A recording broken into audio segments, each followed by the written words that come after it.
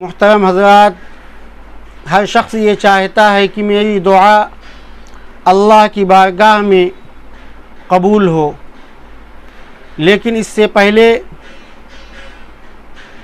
دعا کی قبولیت کے شرائط آپ کو بتائے جا چکے ہیں۔ اس کے علاوہ کچھ خاص مقامات ہوتے ہیں جہاں پر اللہ تعالی بندوں کی بہت جلد دعائیں قبول کرتا ہے۔ تو ان میں سے نمبر 1 ہے حضور اقدس صلی اللہ علیہ وسلم کا روضہ مبارک۔ وہاں پر جو دعا بھی کی جائے گی اللہ تعالیٰ اس دعا کو قبول فرمائیں گے۔ نمبر 2 ہے تمام مقدس مقامات۔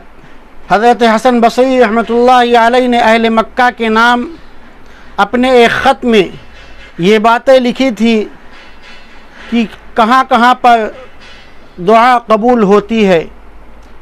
تو ان میں سے نمبر 1 ہے طواف کی جگہ، نمبر 2 ہے ملتزم کے پاس خانہ کعبہ کا وہ حصہ جس سے حاجی چمٹتے ہیں، اور جو کعبے کے دروازے اور حجر اسود کے درمیان بقدر 4 ہاتھ ہے۔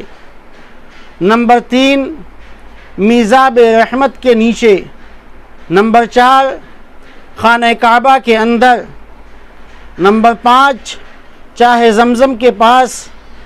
نمبر 6 صفا اور مروہ کے اوپر۔ نمبر 7 ہے سعی کرنے کی جگہ پر، اور نمبر 8 ہے مقام ابراہیم کے پیچھے۔ نمبر 9 ہے میدان عرفات میں۔ نمبر 10 ہے مزدلفہ میں، اور نمبر 11 ہے مینا میں۔ نمبر 12 ہے تینوں جمرات کے پاس، تینوں شیطانوں کے جہاں پر کنکریاں ماری جاتی ہیں ان جگہوں کے اوپر دعائیں قبول ہوتی ہیں۔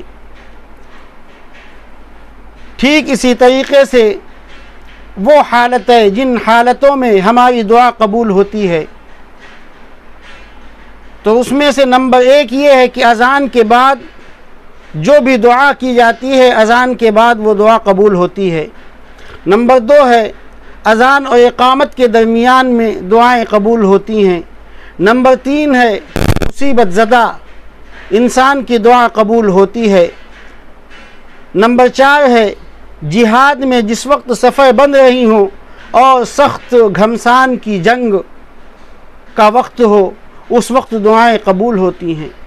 نمبر 5 ہے فرض نمازوں کے بعد میں دعائیں قبول ہوتی ہیں۔ نمبر 6 ہے قرآن مجید کی تلاوت کے بعد، خاص کر کے جب قرآن پاک مکمل ہوتا ہے اس کے بعد بندہ جو دعا کرتا ہے اس کی وہ دعا قبول ہوتی ہے۔ نمبر 7 ہے زمزم کا پانی پینے کے بعد میں۔ نمبر 8 ہے جاکنی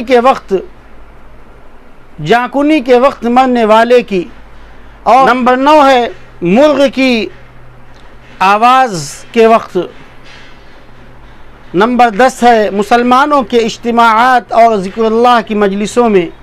نمبر 11 ہے امام کے ولضالین کہنے کے بعد۔ نمبر 12 ہے بارش برسنے کے وقت۔ نمبر 13 ہے خانہ کعبہ پر جب پہلی نظر پڑے اس وقت بندہ جو دعا کرتا ہے اللہ تعالیٰ اس کی دعا کو قبول کرتا ہے۔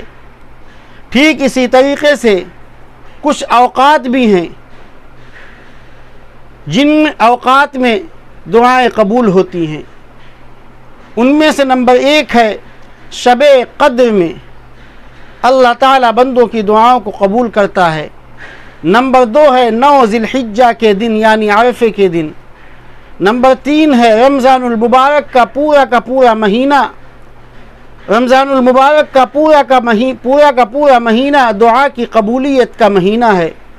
نمبر 4 ہے جمعہ اور جمعرات کی درمیانی رات۔ نمبر 5 ہے جمعہ کا پورا دن دعا کی قبولیت کا دن ہے، اور نمبر 6 ہے روزانہ تہجد کے وقت دعائیں قبول ہوتی ہیں، اور نمبر 6 ہے سحر کے وقت۔